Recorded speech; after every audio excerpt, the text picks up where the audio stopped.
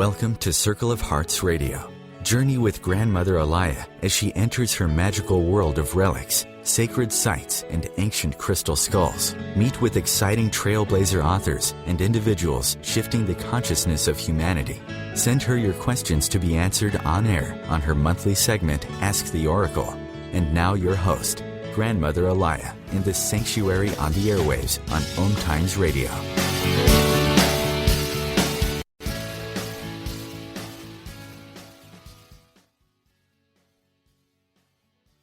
It is my sanctuary on the air. I am Allayah. Now, on this Sunday, we're going to broach a very upsetting situation, and we're actually worldwide. You know, the problem of the children and society's abuse, and this is not just in our country. I mean, working with I've come to realize, to really open my eyes and see the problems with human trafficking, and in Africa, the problems with albino children, these innocent children being bought and sold and taken for the body parts. I mean, children entering this world, whether it's their sole choice, to bring out these situations. I mean, this is unacceptable. And I know we can't take on the world. So I figured, let me see let's start in my own country, the United States. And I happen to have a very good friend. I met him years ago under different circumstances. And I never really got to meet him face to face, except when I had a chance to go Colorado. And here's this young man. And all I do is I feel this wonderful heart energy and compassion. He introduces himself, Zane Grant, and we've been friends ever since. But he has an important soul purpose in his everyday work, and he works with the children. And this is a subject I thought, well, he's going to be perfect, to explain things, to bring things out to you, because it's not going to be someone just discussing something bureaucracy. He comes from his heart. So now that I gave him this big head, let me introduce my friend Zane Grant. Hi, Zane. Hi, Allayah. Thank you so much for inviting me to your show. I know I went a little overboard, but that's how I feel. Well, that was very sweet and very kind. Thank you. I appreciate that. I know you're a man of many hats, as they say, that you do many things. But why did you pick social work, which is a main focus of your day work? Well, many, many years ago when I was still in high school, I had an opportunity to work with some of the students that had developmental disabilities in my high school. And I got to really play a part in some of their educational processes. I was a teacher's aide in the classroom. And it really helped me see that there are youth in, our world that really are disadvantaged. And so when I went off to college, I was having a hard time finding my way. I couldn't really find something that I felt comfortable with. And so I changed my major several times. And in the meantime, I had started working for an after-school program for at-risk youth. And it was a friend of mine that said, I think you would make a great social worker. You should really look into that. So I went to the career counseling office and got the sheet that showed what classes I would need in social work. So I started taking social work classes. And it was almost immediate that I really felt like I had found my place, that this was really where I needed to be. So I finished my education and graduated with a bachelor's degree in social work. I went on a couple years later to get a master's degree in social work.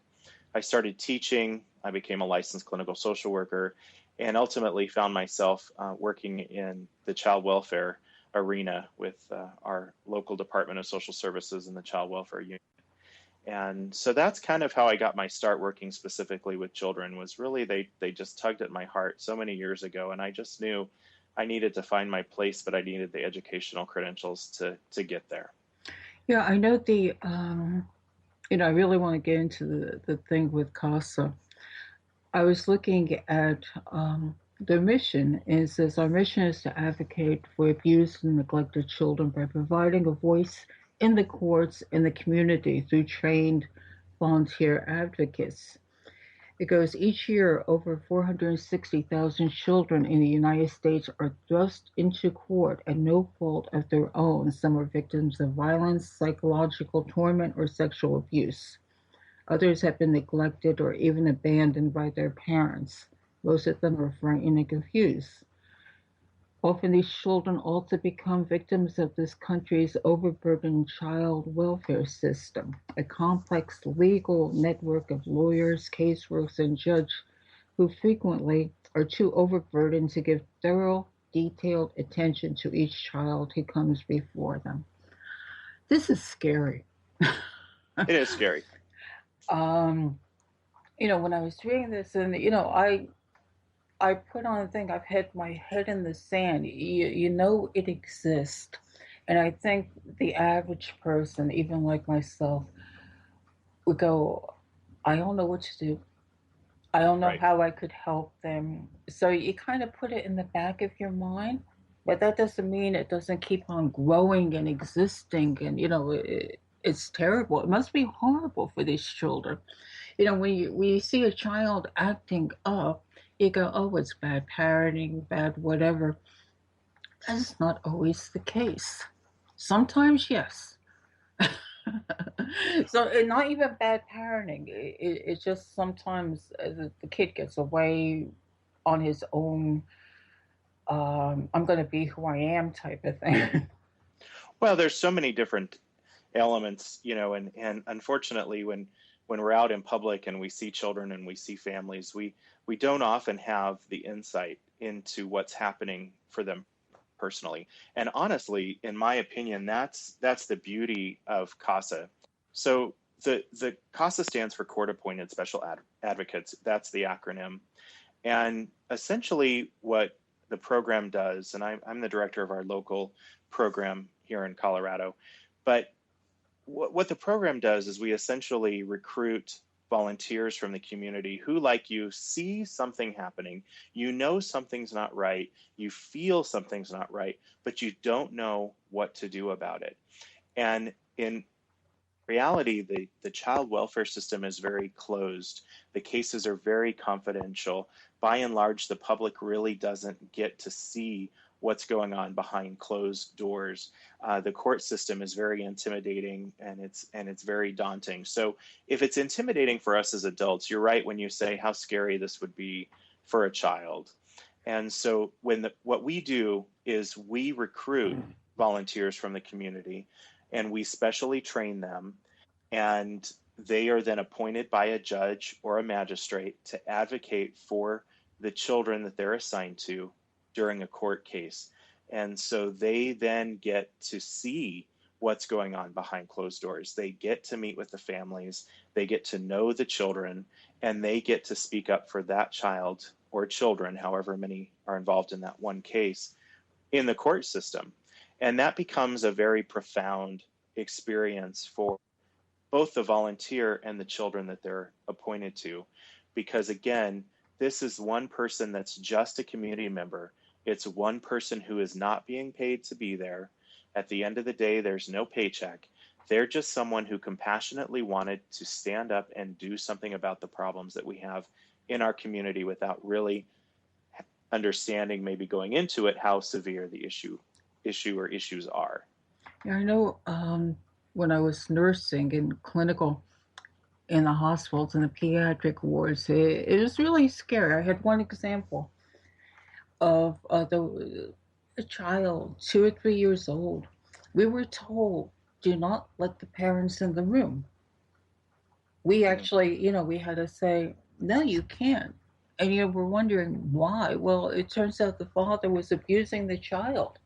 Right. And you felt totally hopeless because they were going with their parental rights, and they said, we're going to take the child out of the hospital. I never felt so helpless in my life. I can't even imagine this on a large scale. It can be very daunting and very scary.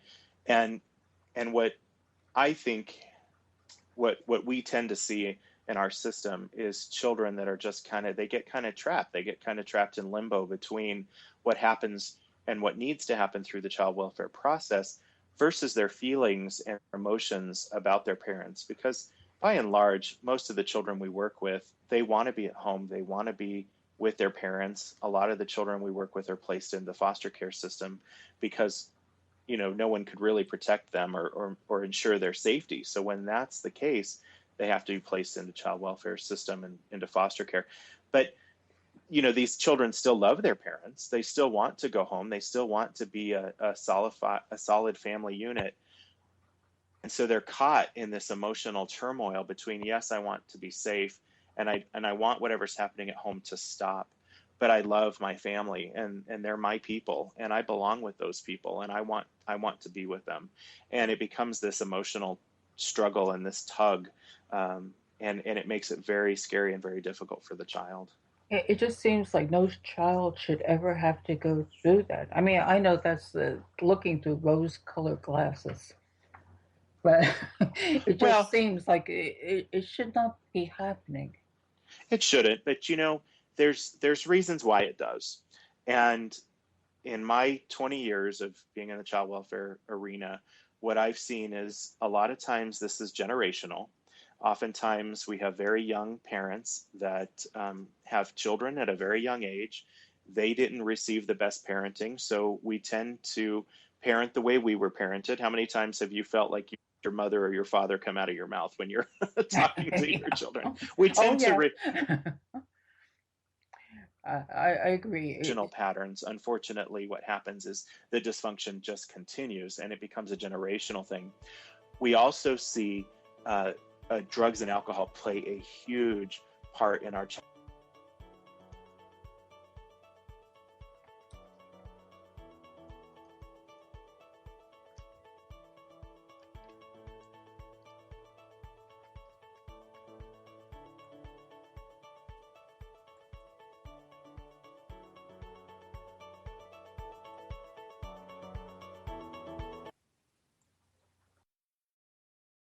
Connecting you with the best of the conscious minds in the world. OMTimes Radio. IOM FM. OMTimes Magazine is one of the leading online content providers of positivity, wellness, and personal empowerment. A philanthropic organization, their net proceeds are funneled to support worldwide charity initiatives via Humanity Healing International. Through their commitment to creating community and providing conscious content, they aspire to uplift humanity on a global scale. OMTimes, co-creating a more conscious lifestyle. Matt Connerton here. Join Jen Coffey and I twice a week for Matt Connerton Unleashed, a political talk show that's a little different than what you're used to. No liberal or conservative agenda here, just an honest dialogue about truth and how things really work in the world of politics. Matt Connerton Unleashed, every Tuesday and Thursday night at 11 p.m. Eastern on OMTimes Radio. Circle of Hearts Radio is a sanctuary on the airwaves. Join me, Grandmother Allayah, in the circle on Sunday, 2 p.m. Eastern as I share information to both enlighten and nourish your soul. Host your show on IOM FM, the radio network of OMTimes Media, one of the more recognized brand names in the conscious community, and is backed by the extensive marketing reach of OMTimes. Hosting a show on IOM FM immediately connects you with our extensive dedicated community. The Real Conscious Connection. OMTimes Radio. IOM FM. Well, actually, I was kind of laughing in between because it turns out we have the break coming. And what happens? The call gets dropped by Skype. And during the break, I'm going frantic over here. Oh, God, I got one. So we must be touching on a very difficult subject here. It could be. It certainly could be. So that's why I'm like, oh, God, just before the break, I found Zane and we got back to here. But I know the let's talk about foster families. Because this is interesting. There seems to be a dualistic, you always think, oh, well, these beautiful people take in these children. But there's sometimes situations where they're just doing it for the money. I mean, is that really true? Or is this, something just a rumor going around. I will say, by and large, the foster families that want to do foster care are really fantastic families that want to give back, that want to do something to help a child. But there are those foster families that may be driven financially, or they may see it as a way to, work from home or replace an income. And we certainly have seen families, foster families, that continue to abuse children in their home. And, no one wants to paint that ugly picture, but it does happen. And I'd like to think that it's a very small, minor part of the foster care population, but it does occur. It does happen. So, that continues to traumatize children. And we've seen children even killed in foster care, care homes. And, we had a case locally, and the foster mother was just convicted in her part in the child's death. And so those are the ugly, ugly sides of the child welfare system. And it's like anything. I mean, there's functional people, there's healthy people, and there's some that continue to struggle. And, the system is designed to try to protect children, but it's not foolproof. It's not safe proof. And there's just only so much that can be done to protect children, whether they're at home. The same could be said for relatives. Sometimes the apple doesn't fall far from the tree. The preferential placement for a child, if they can't be at home, is with relatives. But sometimes the relatives struggle with the very same issues that cause the child's removal from their biological or their caregiver's family. So, it's not a perfect system. And I think that's why having CASA involved on these child welfare cases is helpful, because you've got a community member that really has no other stake, that really just wants to help. And they're able to go in and visit the child and develop a relationship with the child and really make sure that they're representing what the child's wishes really are, and really coming at it in a perspective of kind of a blank slate. They don't have a horse in the race. They want to make sure that they're just doing their job to protect that child. And sometimes it's the CASAs that can identify when something just isn't right. And then report that and work with the caseworkers and work with the attorneys and work with families to understand that something isn't right and something has to change. I was wondering, how does CASA get involved? I mean, do people directly? I mean, I never, honestly, until I met you, I never heard of CASA. Mm-hmm.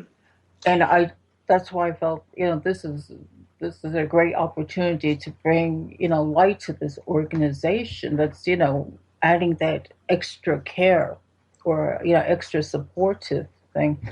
How does CASA become aware?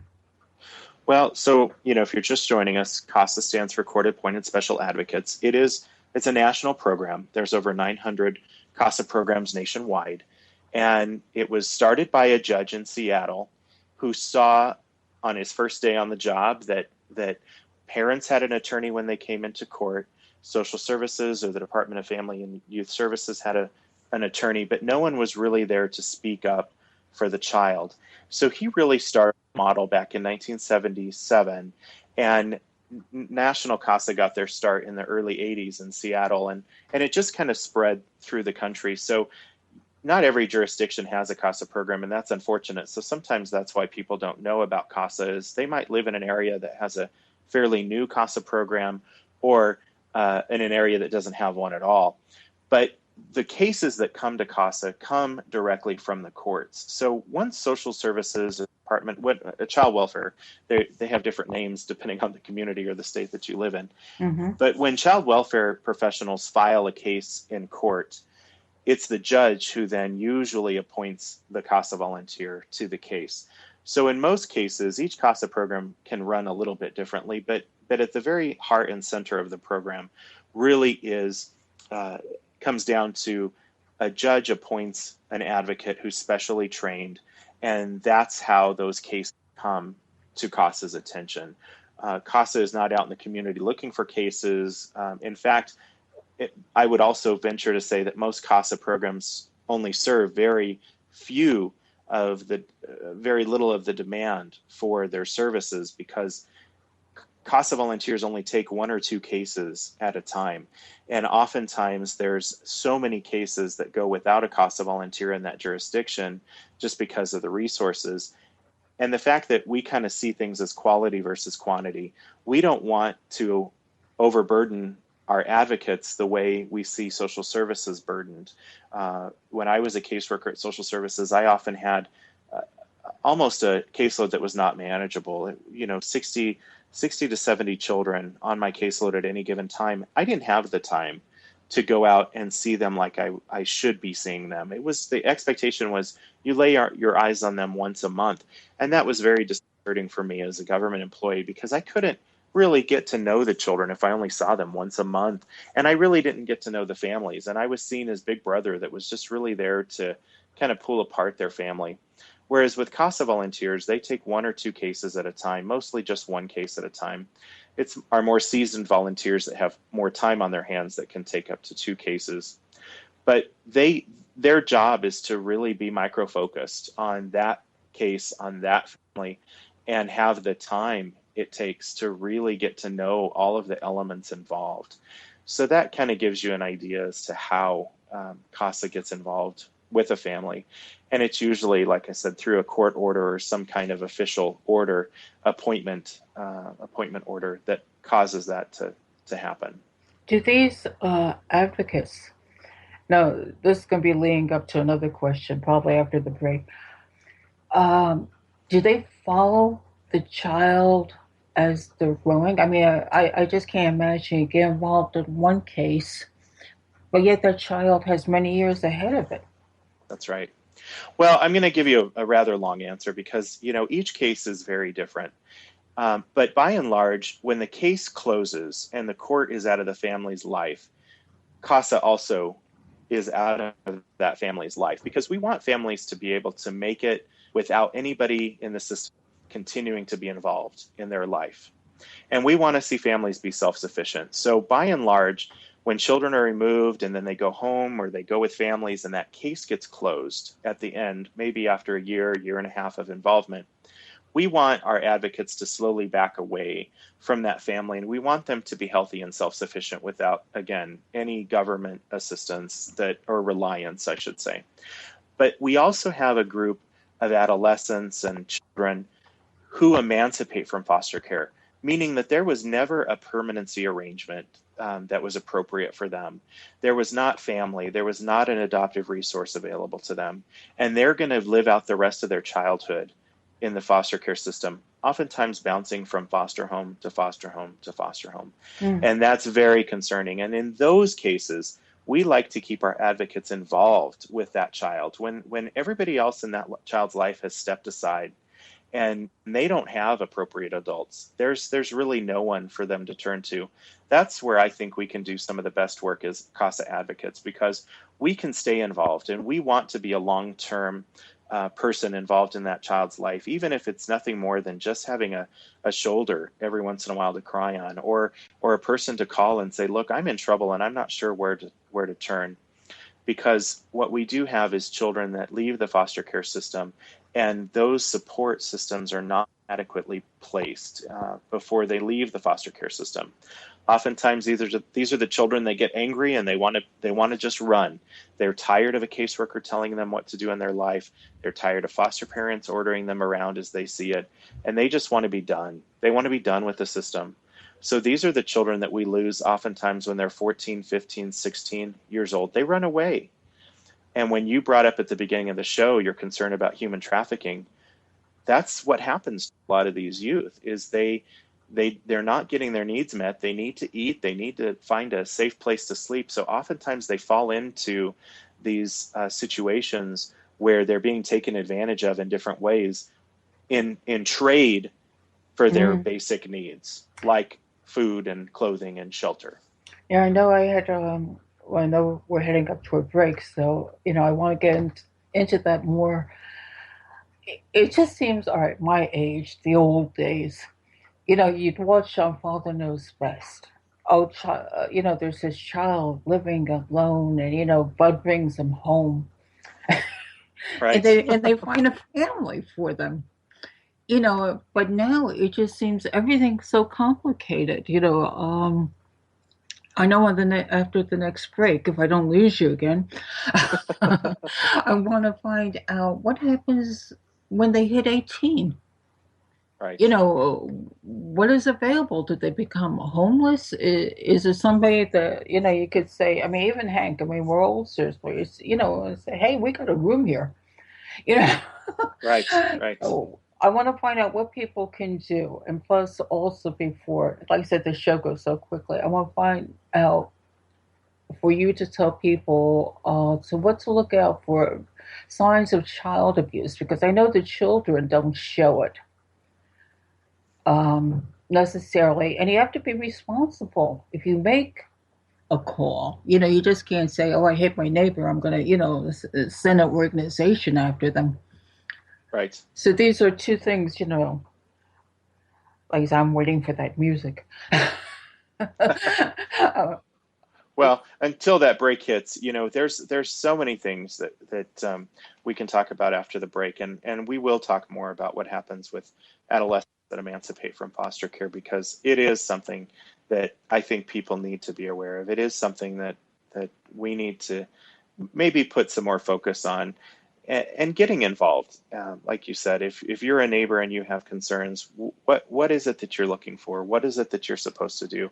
And I think that is really important, because at the end of the day, not everyone's going to have the time to be an advocate.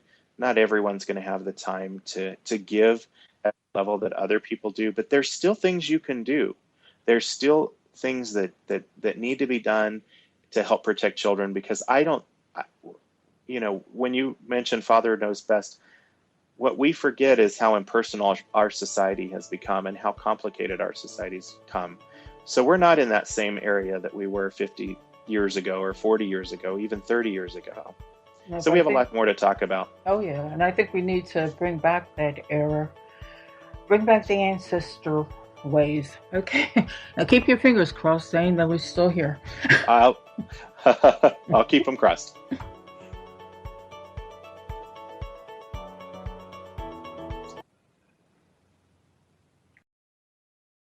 Your conscious connection to a more mindful world. OMTimes Radio. IOM FM. The number one reason girls drop out of school in sub-Saharan Africa is lack of access to feminine hygiene products. The Pads for Schoolgirls Project, an outreach of Humanity Healing International, is changing this paradigm by setting up sewing programs at schools, teaching girls a vocational skill, while producing the reusable pads that help keep them attending classes. The girls pay it forward by making and giving pad kits to other girls in need. To learn more, visit humanityhealing.org. Humanity Healing is where your heart is.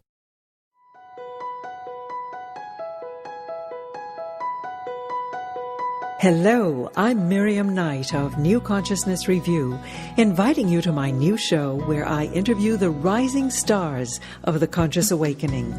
We'll explore the many faces of consciousness in action and intriguing perspectives on life, the universe, and everything in between. Join us each Wednesday at 2 p.m. Eastern on the Rising Stars Show. Hi everyone, this is Shay Parker, the host of Best of the Best, which airs live right here on IOM Radio every Tuesday night at 8 p.m. Eastern and 5 p.m. Pacific. I'm super excited to bring you expert guest hosts, spiritual discussions, free psychic readings, and so much more. I can promise that you will not want to miss this one-of-a-kind, fun, yet touching, down-to-earth show. Join us every Tuesday night at 8 p.m. Eastern, 9 p.m. Pacific on OTR-FM. This is Shay Parker, and I can't wait to see you there. Being a radio host on IOM FM allows you to build your show on a rich platform with the power of the internet to fulfill your outreach goals and connect with a very specialized and global online audience, unlimited by time and distance. OMTimes Radio will provide you with web relevance, a recognizable conscious brand, and with the standard of excellence that has accompanied every single OMTimes endeavor. Host your show with OMTimes Radio Network, bringing you the best of the conscious minds in the world. OMTimes Radio, your conscious lifestyle on steroids.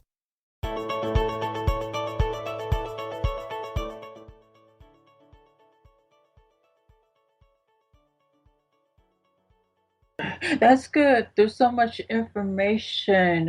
You're gonna have to come back another day too. On this last half hour, where do you want to start? Signs of child abuse or emancipation of what happens to them after 18. I'm going to leave this half hour up to you. Well, why don't we continue our conversation a little bit more about youth that are emancipating, and then we can maybe do the last part of the show about what to do, how to get involved, and just That kind of sounds the good. Yeah, that action sounds good. steps. So, the unfortunate reality for so many of the youth that are emancipating from foster care is that they don't have appropriate services that are really put into place. And so they leave foster care without the appropriate or necessary skills. They leave oftentimes without anybody that they have a connection with.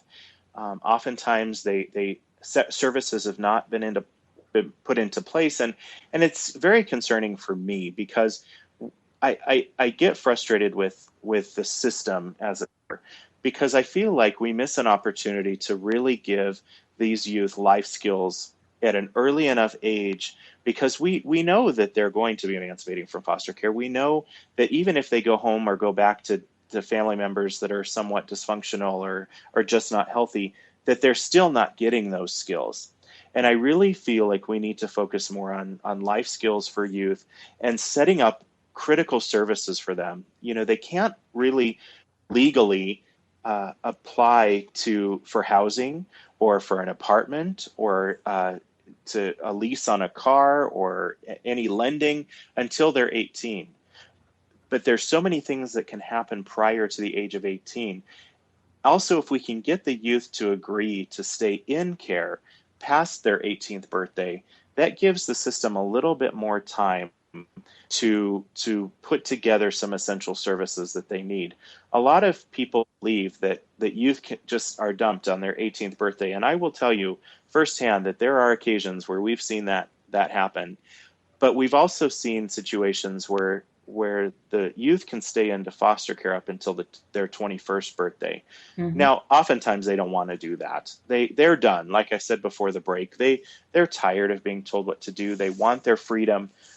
The problem with that, with many of our foster care youth, is they make a quick judgment call, and they want to be done. And now they're 18, they're an adult, and they're just ready to be in charge of their life. But you remember being 18. I remember being 18. I remember thinking that I knew it all, and I just didn't.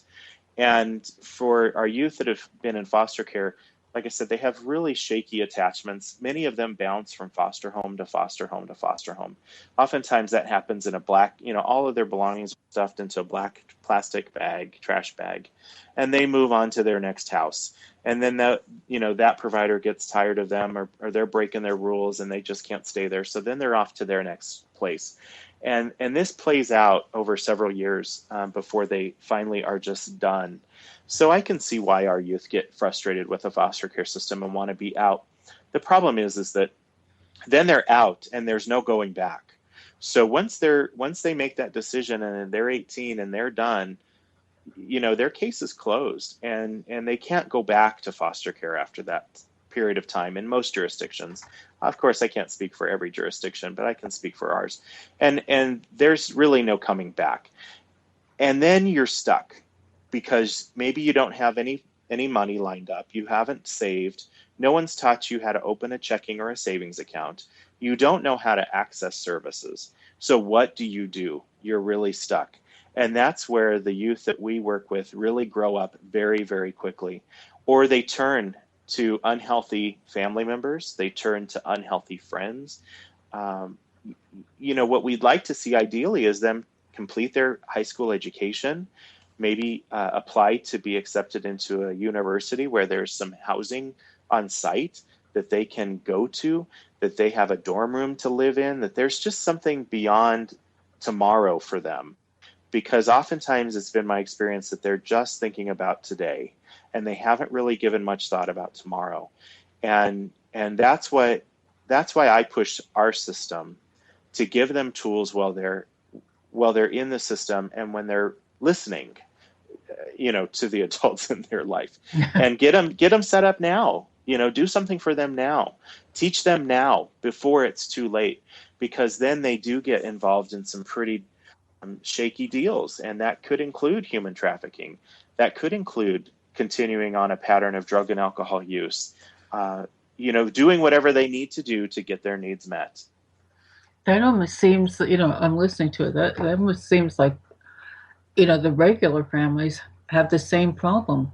It must be that age level where, the kids are finding themselves and expressing themselves, and anything as adults, forget it. We're pushing them down, not letting them do the thing. I did that when I was, in the 60s. Right. I'm a hippie. I'm going to express myself. But, they have it worse because they're alone. That's right. And the sphere of influence that's around them is very small.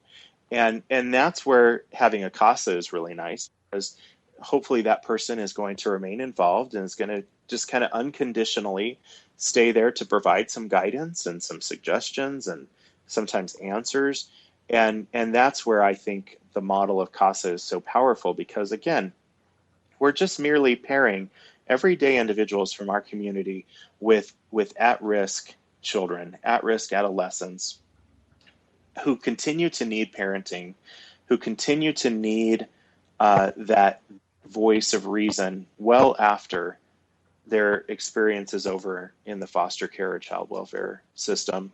And that's why I think it's so incredibly important. But there's so many other things that can be done to help children. And I think the first thing is to really know that there's a problem, to understand that every community in the United States is touched by this. There is not a community in the States, and even worldwide really, that doesn't have some element, unfortunately, of child abuse or neglect or dysfunctional family patterns that have led to really serious situations.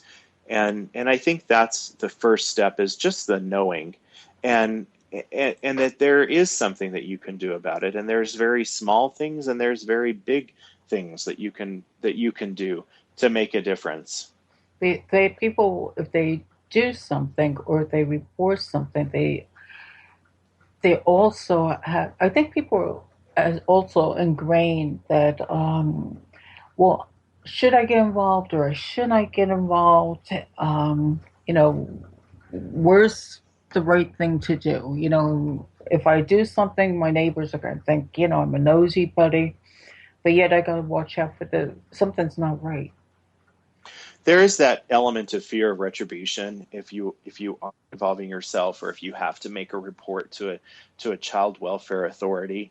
That's always in the back of your mind, is how is this going to come back to haunt me? But I've always challenged people to, in a very firm way, to say, we're adults and they're children, and someone has to say something. And yes, there are going to be times where you may be upsetting people in your own family, your neighbors, your friends, relatives, people in the grocery store. I've had reports after I've observed things that were very disturbing to me in grocery store parking lots, inside the grocery store. And that's just part of it, is if you're not willing to speak up, who is? Because that child can't.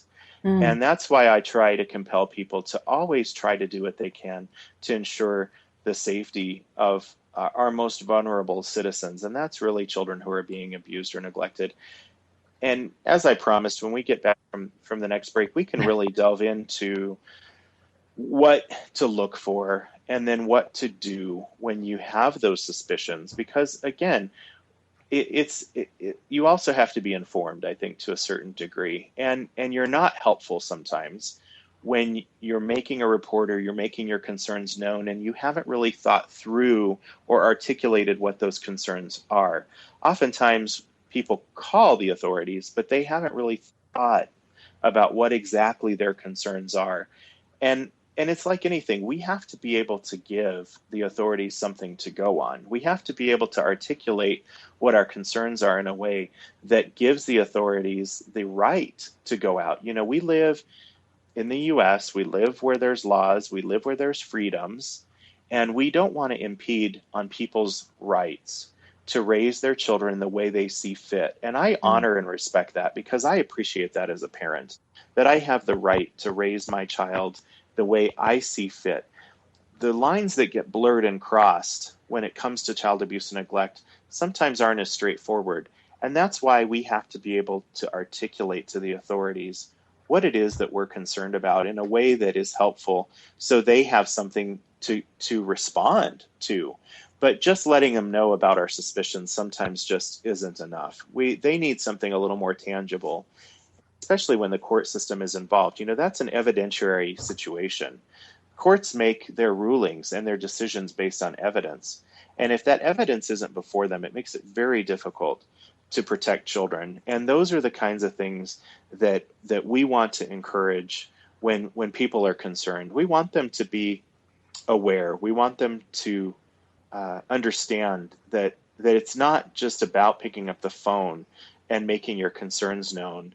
Sometimes it has to go a little bit further than that in order for the authorities to be able to take any action and to be very thoughtful about making those reports before you make them. That's what it's great being able to have you on to help educate people, because I know myself, it would be very tricky, especially even as you mentioned within families. That's right. You see something and they go, no, this is not good. But if you do something, you open Pandora's box and you have to make that decision. Well, what's it worth? And we'll continue with this with Zane. I'm keeping my fingers crossed. He'll be there after commercial.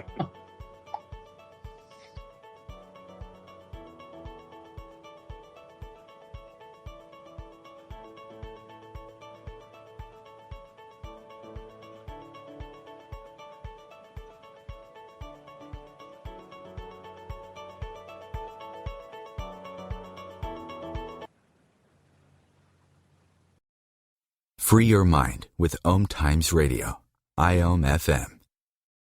Have you ever wondered how to change your love paradigm? The secret key is finding a love partnership, not just a regular connection. How do you find these? Through conscious relationships. Ascending Hearts Dating is a dating site for people like you that believes in second chances and a different type of spiritual connection. Try Ascending Hearts for free today at ascendinghearts.com and change your love paradigm. Ascending Hearts, the premier dating community for the spiritually awake. Do you want to be a better communicator? Do you want to better connect with the important people in your life? Do you want to enrich your relationships? If so, join me, Matthew Cooper, on the Positive Control System show every Wednesday evening at 11 o'clock p.m. Eastern Standard Time on OMTimes Radio. I'll meet you there. Hi. This is Angela Levesque, host of Entanglement Radio. Join me Wednesdays at 12 p.m. Eastern for inspiring conversations with visionaries in spiritual science and conscious healing. Entanglement Radio, Wednesdays at 12 p.m. Eastern. Transcendent talk for the conscious mind.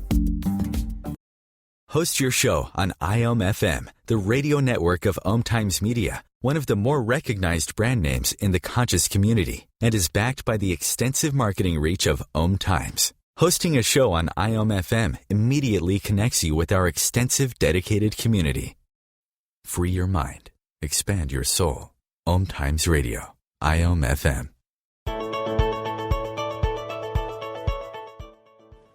Well, we're back with Zane, and we're still here. Now, in the last 15 minutes, like I said, these shows go quickly.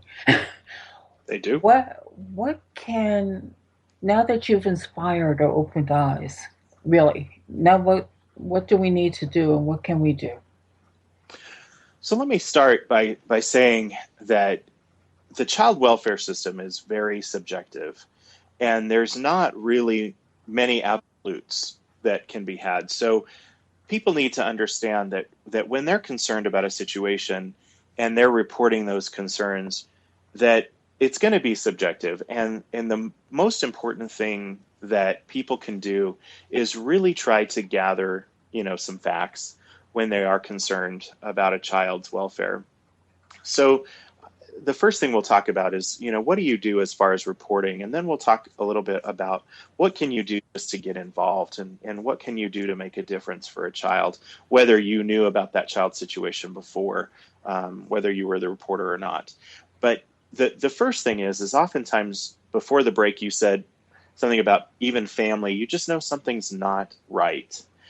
And when you call law enforcement, or when you call a local child welfare department to shed your concerns or share your concerns about what's going on for a child, you have to understand that they're going to need some information about that situation. So what we often tell people is to be very factual, not emotional.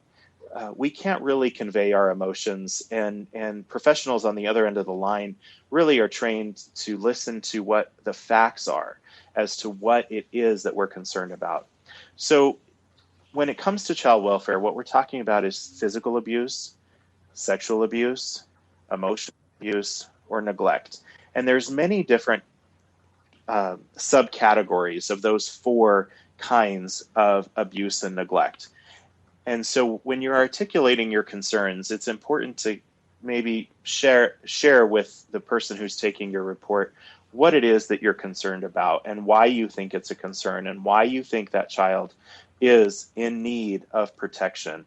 And sometimes just reporting the parent's behavior isn't enough to really convey why it is that the children need protection. And sometimes I tell people when I'm lecturing or where I'm sharing my experiences in child welfare, when it comes down to drugs and alcohol, the parent could have an addiction. The parent could have a drug or an alcohol problem, but by its very nature may not be a child welfare complaint.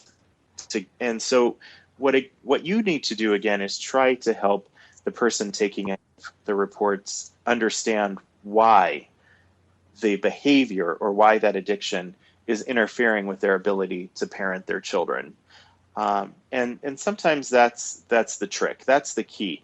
When it comes down to it, what we want people to be able to articulate is how it affects the children. If there's blatant physical abuse, or there's bruises, or there's marks or cuts or welts, those things should be reported immediately. If the explanation really doesn't fit as to what the injury is, what tends to happen is that's the evidence, and we heal over time. Our bodies are amazing. And so bruises and cuts and welts and burns, they start to heal. And what we need to do for the child welfare system is get them that information as soon as we know about it. And so you make those kinds of calls immediately, especially when there's any kind of physical evidence about, any abuse or suspected abuse the child may be going through. The same with sexual abuse. If there's any type of DNA evidence left behind, or something to that effect, that the child should not be bathed. The child needs to go to law enforcement immediately and be seen at an emergency room or at an advocacy center to make sure that evidence hasn't been lost in the process. So we also want you to be clear and concise, and we want you to be able to give as many details as you can about the children or the family. Sometimes you don't even know the family. Like I mentioned before the break, it could be in a grocery store. So maybe all you have is a license plate number and a description of the family. But any of that is going to be helpful to law enforcement or to a Department of Social Services when they're trying to determine whether or not children need protection. And lastly, remember, it's not your job to determine whether children are in need of protection. Your job is to report your concerns. Your job is to step up and be a voice for a child who may not otherwise have one. So that's where your job's not to ask questions of the child. Your job's not to initiate or launch an investigation. In fact, that could be very harmful to evidence down the line if there was a concern about a child being led to certain responses. So you just want to report your concerns and report them immediately, and let law enforcement and child welfare professionals do their job to ensure a child's safe. And you're going to want to look up the numbers that are appropriate to your jurisdiction. There's some 800 numbers that'll help you find where you need to go, but you want to call your local county departments and make those reports locally. As far as getting involved in the child welfare system, I want to give people the National CASA website, which is Court Appointed Special Advocates, and that's casaforchildren.org. And you can actually go on the website and look up and see where the nearest CASA program is to where you live. You can do a little zip code search, and if anything we've said or shared in the past hour sparks any interest within you, go to that website and look and see how you can get involved locally. If there's not a CASA program in your area, you can still ask the questions. What can you do to get involved? And I think just being vigilant and understanding that our government services need our assistance. They need us to be their eyes and ears when they can't. And I think that really is the essence of what we do in child welfare, is just really relying on our community members to step up. I think that's, so important, because a lot of people say, I hear so much, there's nothing I can do. It's not that if you see a child being really beaten by parents, you don't, what would the first thing be? Step back, call the police, get the store manager. You surely don't want to, natural response would be to dive in and grab the adult. But I don't think that's necessarily.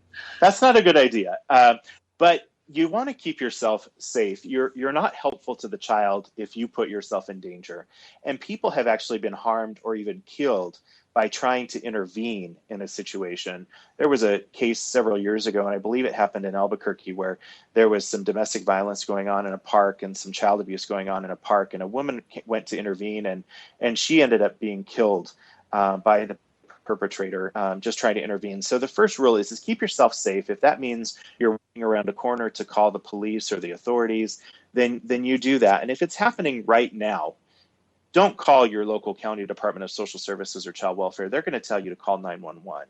And that's what I'm going to tell you to do. If it's something that's happening right now in a grocery store or a parking lot or at a daycare center, and you need to get someone's attention right now, that call is going to be to law enforcement. And you want to be able to keep yourself safe during that situation. So I think it's best not to intervene or confront the parents, because remember, you can make that unravel pretty quick. If you are going to intervene or if you are going to say something, let it be something that is more compassionate.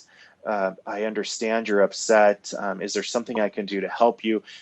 Try to diffuse the situation, but going in angry yourself or wanting to step in or grab a parent or putting your hands on someone else puts you at risk for charges, puts you at risk for danger. And so we say try to diffuse the situation or get the I don't know.